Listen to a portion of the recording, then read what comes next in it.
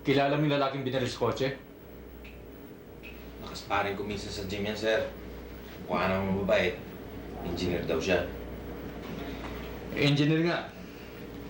Sabi ng magulang niya. Pero mukhang intelligence sa militar eh.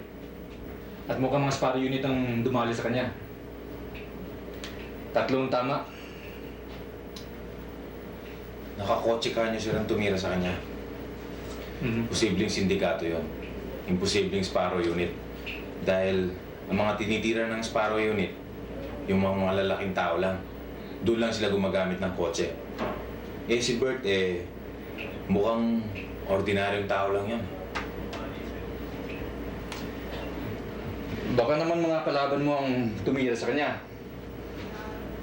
Akala siguro nila, matalik na kaibigan mo tong si Bert. Kaya binanatan nila. Rex, isipin mo, baka may nakakalam na undercover agent ka. Imposible yun, sir, dahil minsan lang kami nagkakakilala ni Rex. Tsaka ang pagkakakilala sa akin, businessman.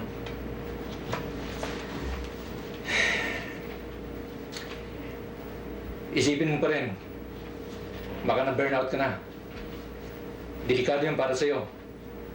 Kung magaganon man, pwede kitang ilipat sa ibang department. Sir, ano bang address ng Bert na yan?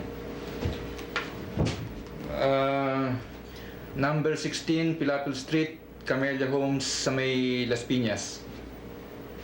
Sir, malapit yan nung bahay na yan na naraid namin isang gabi, ah. Sa palagay mo kaya, may connection yon? Asa na ba yung sir yung mga personal effects at saka mga ebidensya na nakuha namin nung isang gabi?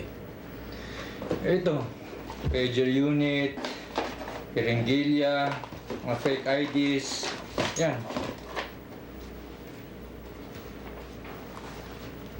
Ito, sir. Sino to? Ewan ko. Hindi ko malaman kung anong koneksyon ng babaeng yan dun sa mga taong ni-raid nyo. Ayon sa investigasyon, ang sabi nila, hostess daw yan sa Eagle's Eye Club sa may Las Piñas. Baka syota ng mga na tinumbog nyo. Akin na lang to, sir. Alis na ako, sir. Sige, Babalitaan ko na lang kayo. ingat ka. Thank you, sir.